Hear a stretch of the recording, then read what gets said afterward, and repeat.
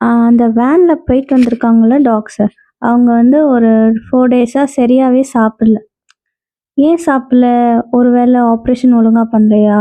இல்ல ஆப்ரேஷன் பண்ணதுனால சாப்பிடலையா? நான் வந்து பிஸ்கெட் வந்து இது மேரி பிஸ்கெட் லைட் தான் ஃபீட் பண்ணேன். ஏன்னா அட்லீஸ்ட் அதாவது சாப்பிடட்டுமே. ஏன்னா சாப்பிடாம எப்படி ஒரு எனர்ஜியுமே இருக்காது டாக்ஸு. அதனால சரி மேரி பிஸ்கெட் லைட்டாவது குடுப்போம்ன்னு குடுத்தேன். ஆ அப்புறம் எக்கு எக் ரைஸ் இது மாரி குடுத்தேன். ஏன்னா அட்லீஸ்ட் வெஜ் நம்ம கர்ட் ரைஸ் குடுத்ததுனால தான் சாப்பிடலன்னு சொல்லிட்டு நான் டக்குன்னு எக்கு குடுத்தேன். ஆ அ ஏன் சிக்கா இருக்காங்க? ஏன்னா டாக்டர்ட்ட நான் கேட்கலான்னு பார்த்தா, எனக்கு நான் டாக்டர்ட்ட போய் கேட்குற அளவுக்குலாம் இல்ல. டாக்டருமே பிஸியா இருந்தாங்க. அதனால நேரா போய் கேட்க முடியல. அ என் ஏன் வந்து ட்ரீட்மெண்ட் போயிட்டு வந்த டாக்ஸ் வந்து சிக்கா இருக்காங்கன்னு நான் என்னோட எக்ஸ்பீரியன்ஸ்ல கண்டுபிடிச்சது என்னன்னா, இங்க இருக்கிற வரைக்கும் நல்லா இருந்தாங்க. வேன்ல போயிட்டு வந்தோனே நெறைய டிக்ஸ் வந்துருச்சு அவங்களுக்கு. ஆக்சுவலா ஃபுல்லா டிக்ஸு. நான் வந்து டிக் ஃபீவரா இருக்கும்னு நான் டவுட் படவே இல்ல.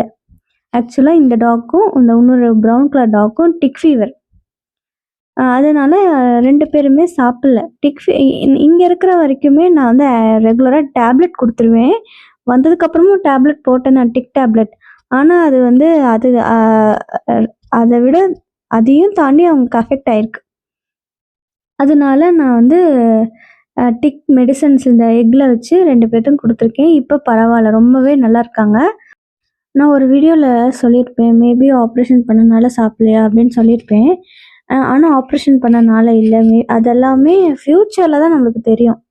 அவங்களுக்கு என்ன சைட் எஃபெக்ட் இருக்குன்னு. இப்போ தெரியாது.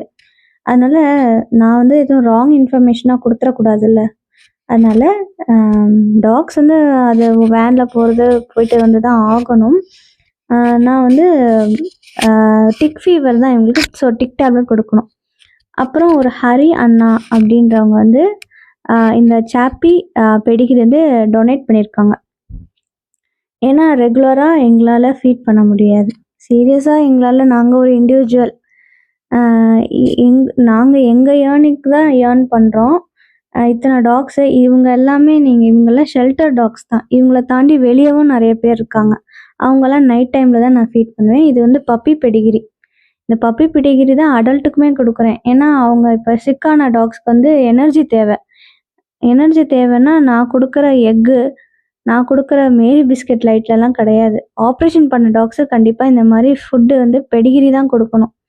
நெறைய பேர் எல்லாரும் நெனைக்கிறாங்க, இதுல நம்ம வந்து சம்பாரிக்கிறோம்னு. எப்படி ₹20, ₹30 எல்லாம் கலெக்ட் பண்ணி இவங்களுக்கு ஃபுட்டு நாங்க